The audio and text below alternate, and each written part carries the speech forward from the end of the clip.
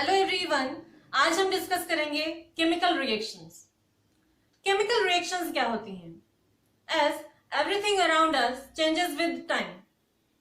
हमारी day to day lives में कई सारी सिचुएशंस ऐसी होती हैं जहां हम चेंजेस ऑब्जर्व करते हैं। For example, preparing of food, melting of ice and किसी ग्लास के आर्टिकल का ब्रेक हो जाना and burning of fuel and many more. तो ये काफी सारे चेंजेस हैं जो हम हमारी एवरीडे लाइफ में ऑब्जर्व करते हैं। तो इन चेंजेस को कैटेगराइज किया जाता है in physical changes and chemical changes. मतलब चेंजेस टू टाइप्स के होते हैं, एक होते हैं फिजिकल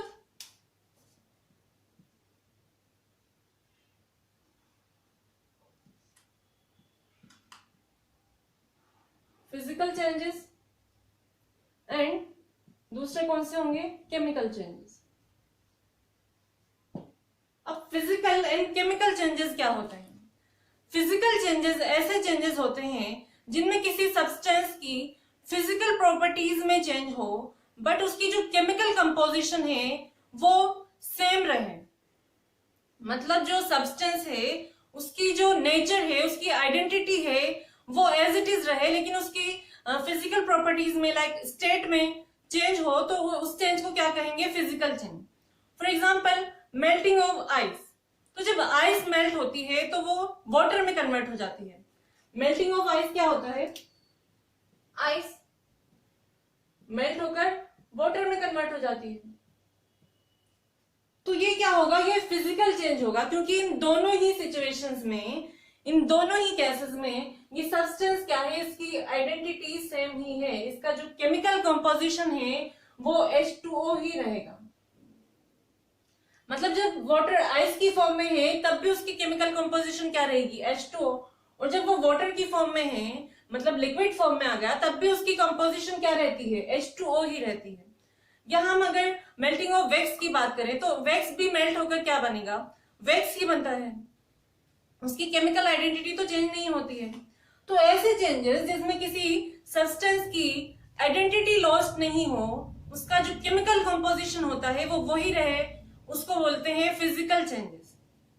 एंड ये जो फिजिकल चेंजेस होते हैं ये रिवर्सिबल होते हैं, और हम कह सकते हैं कि ये चेंजेस टेम्पररी होते हैं, परमानेंट नहीं होते।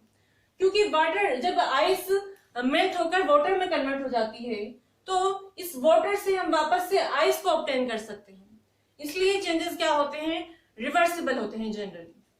But on the other hand chemical changes क्या होते हैं? केमिकल चेंजेस ऐसे चेंजेस होते हैं जिसमें किसी सब्सटेंस की जो आइडेंटिटी होती है वो टोटली लॉस्ट हो जाती है, वो एक न्यू सब्सटेंस में कन्वर्ट हो जाता है जिसकी प्रॉपर्टीज एंटायरली डिफरेंट होती हैं इनिशियल सब्सटेंस से, और उसकी जो केमिकल कंपोजिशन होती है वो भी चेंज हो जाती है। फॉर एग्जाम्पल, अगर हम मिल्क से कर्ड के फॉर्मेशन की बात करें तो कर्ड का फॉर्मेशन क्या होता है कि मिल्क जो होता है वो चेंज हो जाता है कर्ड में।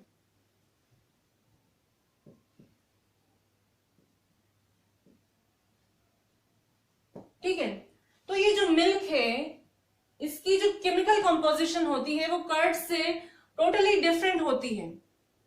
इनके एटम्स जो होते हैं वो रीअरेंज होकर न्यू सब्सटेंस बना लेते हैं, इसलिए इनको क्या कहा जाता है? Chemical changes.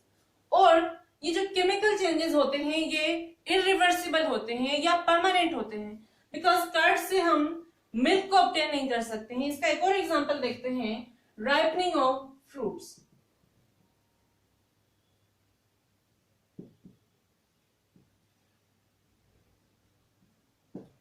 तो जो अनराइप फ्रूट होता है उससे राइपन फ्रूट हमें मिलता है। फॉर एग्जाम्पल, अगर हम बात करें मैंगो की, तो मैंगो से क्या आप केरी बना सकते हो? नहीं बना सकते। तो ये चेंजेस क्या होते हैं? क्योंकि ये केमिकल चेंज है और ये इरिवर्सिबल होते हैं और परमानेंट होते हैं। और वो जो प्रोसेसेस होते हैं जिनमें किसी सब्सटेंस की आइडेंटिटी लॉस्ट होकर वो न्यू सब्सटेंस में कन्वर्ट होता है, या हम कहें जिनमें केमिकल चेंजेस होते हैं, उन्हीं प्रोसेस को क्या कहा जाता है? Chemical reactions. मतलब केमिकल रिएक्शंस बेसिकली क्या होते हैं? केमिकल चेंजेस ही होते हैं जिनमें जो सब्सटेंसेस होते हैं उनके एटम्स रीअरेंज होकर न्यू सब्सटेंस के फॉर्मेशन करते हैं। तो केमिकल चेंजेस क्या हो गए, केमिकल रिएक्शंस क्या हैं, ये हम देखेंगे।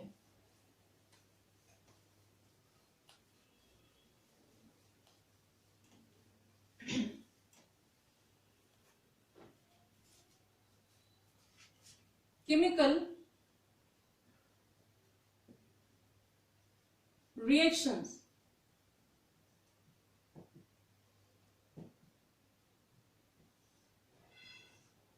केमिकल रिएक्शंस की डेफिनेशन होती है the processes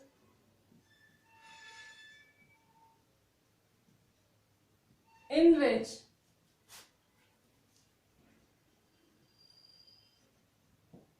substances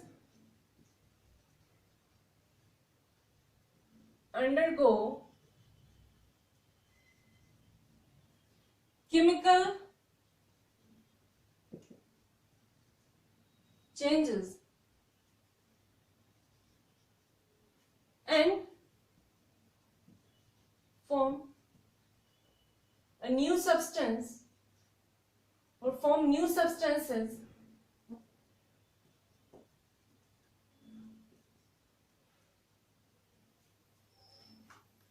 with entirely different chemical composition.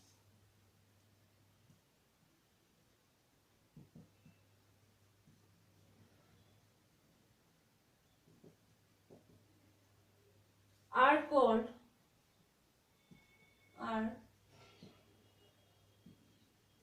chemical reactions.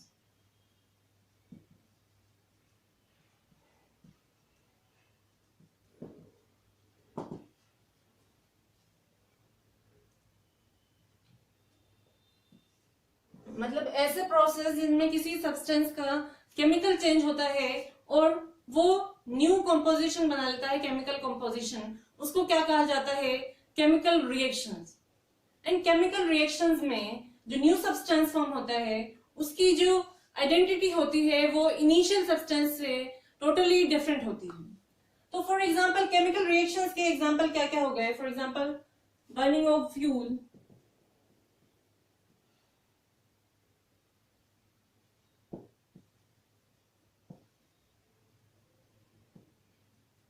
or preparing of food,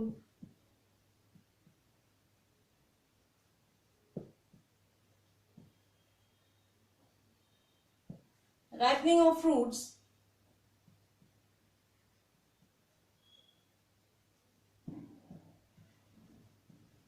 digestion of food,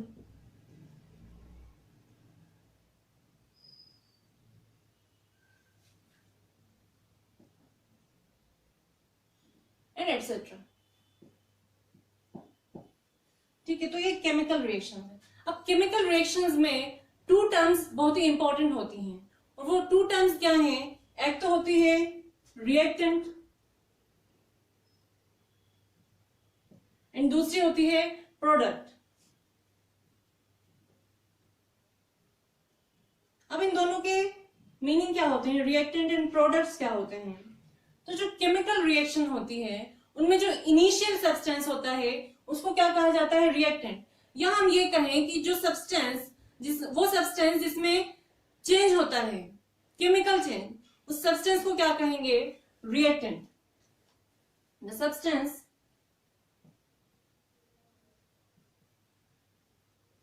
which undergoes chemical change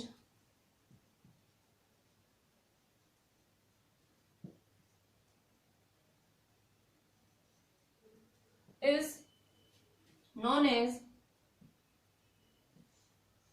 reactant।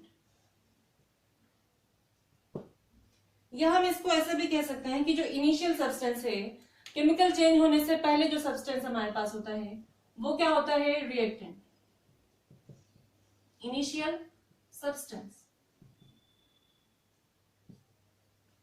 ठीक है, प्रोडक्ट क्या होते हैं, प्रोडक्ट वो सब्सटेंसेस जो केमिकल चेंज के बाद बनते हैं। मतलब जो इनिशियल सब्सटेंस का केमिकल चेंज होके जो न्यू कंपोजिशन बनता है, केमिकल कंपोजिशन, जो न्यू सब्सटेंस हमें ऑब्टेन हो रहा है उसको क्या कहेंगे? Product. The substance obtained from the chemical change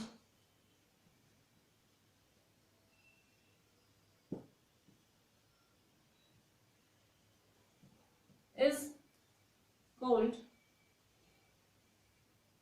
product। या इसको क्या कह सकते हैं हम? New substance.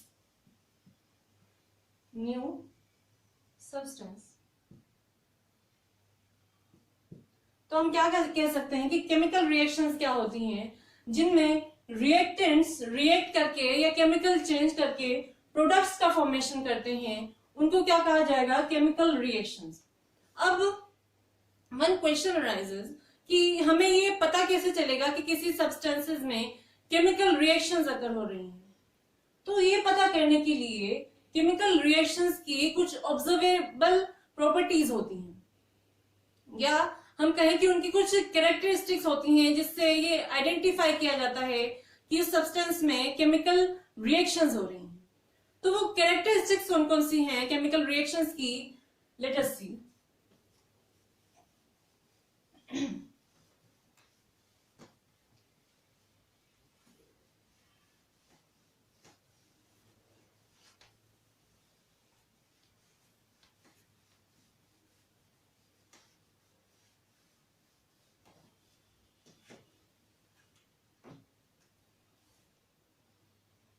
Characteristics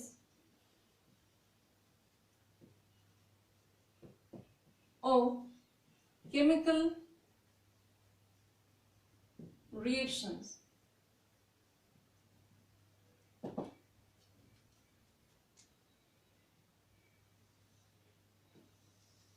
तो केमिकल रिएक्शंस तो क्या होती हैं? ये हमें पता ही है कि किसी सब्सटेंस में केमिकल चेंज होके जब न्यू सब्सटेंस बन रहा है या उसकी केमिकल कंपोजिशन चेंज हो रही है या एटम्स रीअरेंज होके न्यू सब्सटेंस की फॉर्मेशन कर रहे हैं, तो वो क्या होगा?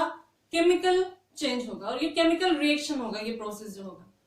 तो इस प्रोसेस में कुछ आइडेंटिफिकेशन होती है किसकी, कि ये केमिकल रिएक्शन है या नहीं है। तो वो कैरेक्टरिस्टिक्स हैं। फर्स्ट कैरेक्टरिस्टिक होती है इवोल्यूशन ऑफ गैस।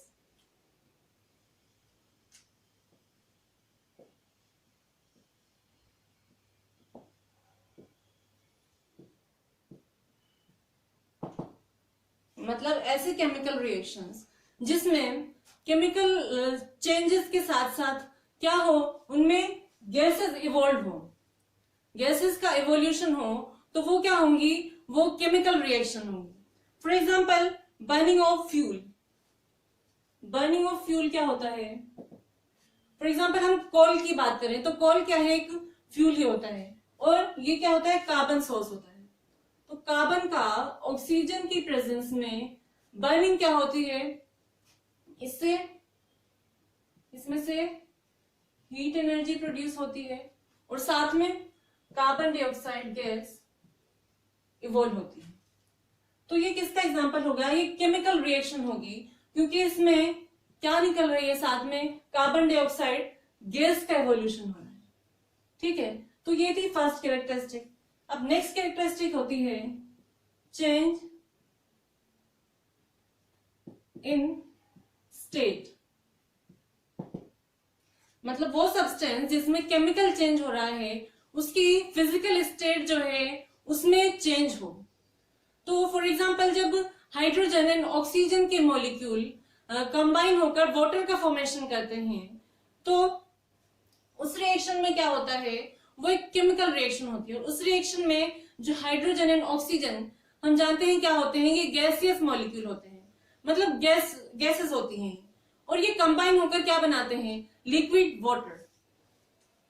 तो इसका एग्जांपल क्या हो गया? Hydrogen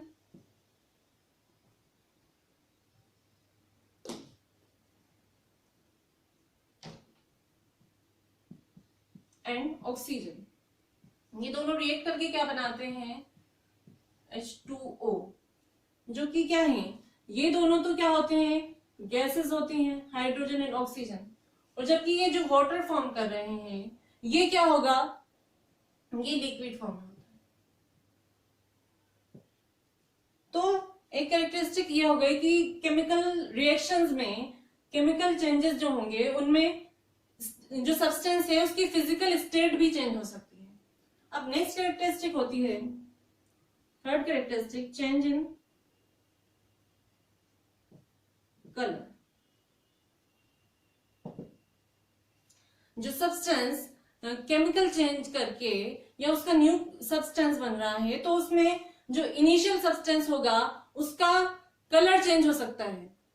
for example, rusting of iron. Rusting of iron क्या होता है,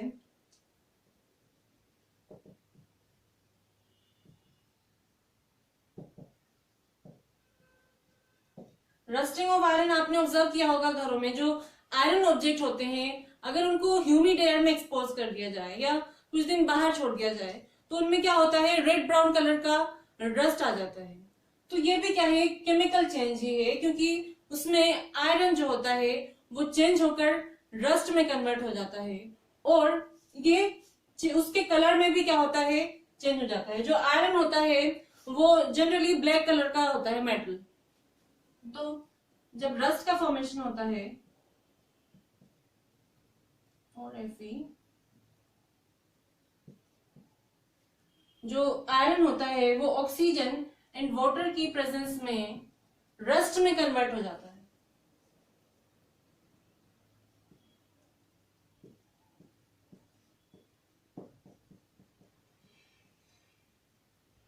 तो यहां पर पहले क्या था, आयरन का कलर था ब्लैक,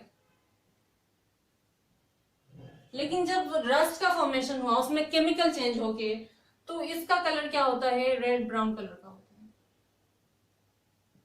तो ये ऐसा केमिकल चेंज है जिसमें उसका जो न्यू सब्सटेंस बन रहा है उसका कलर इनिशियल सब्सटेंस से अलग है। तो हम ये भी कह सकते हैं कि जो केमिकल रिएक्शंस होती हैं उनमें कलर भी चेंज हो सकते हैं सब्सटेंसेस के।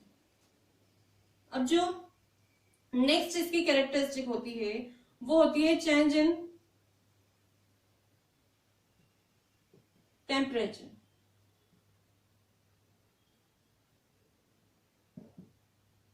ठीक है, चेंज इन टेम्परेचर मतलब ये कि जो इनिशियल सब्सटेंस थे उससे जब न्यू सब्सटेंस का फॉर्मेशन हो रहा है तो जो केमिकल चेंज उसमें हो रहा है उस टाइम पर या ड्यूरिंग केमिकल रिएक्शन उसके टेम्परेचर में क्या होगा, चेंज होगा, या तो इंक्रीज हो जाएगा या फिर डिक्रीज हो जाता है। फॉर एग्जाम्पल अगर हम बात करें बर्निंग ऑफ फ्यूल, तो हमने देख लिया बर्निंग ऑफ फ्यूल में क्या होता है, कार्बन ऑक्सीजन की प्रेजेंस में बर्न होकर क्या करता है, हीट एनर्जी रिलीज करता है। और हीट एनर्जी रिलीज करेगा दैट मीन्स उसका टेम्परेचर क्या हो रहा है, इंक्रीज हो रहा है। तो ऐसी रिएक्शन जिनमें टेम्परेचर इंक्रीज होता है या उसमें से हीट एनर्जी निकलती है, एनर्जी रिलीव होती है, तो उसको क्या कहते हैं, ऐसे रिएक्शंस को बोला जाता है एक्सोथर्मिक रिएक्शंस। मतलब ये टू टाइप्स की हो गई, एक तो हो गई एक्सोथर्मिक,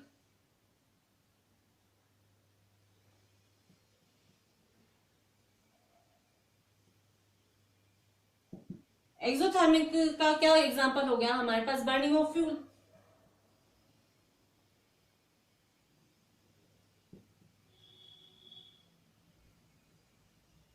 या डाइजेशन ऑफ फूड, जब फूड डाइजेस्ट होता है तो उसमें से हमें बॉडी में क्या मिलती है, फूड की डाइजेशन से हमें एनर्जी मिलती है। तो ये भी क्या है, एक्सोथर्मिक रिएक्शन होती है। अब एक और रिएक्शन होती है एंडोथर्मिक।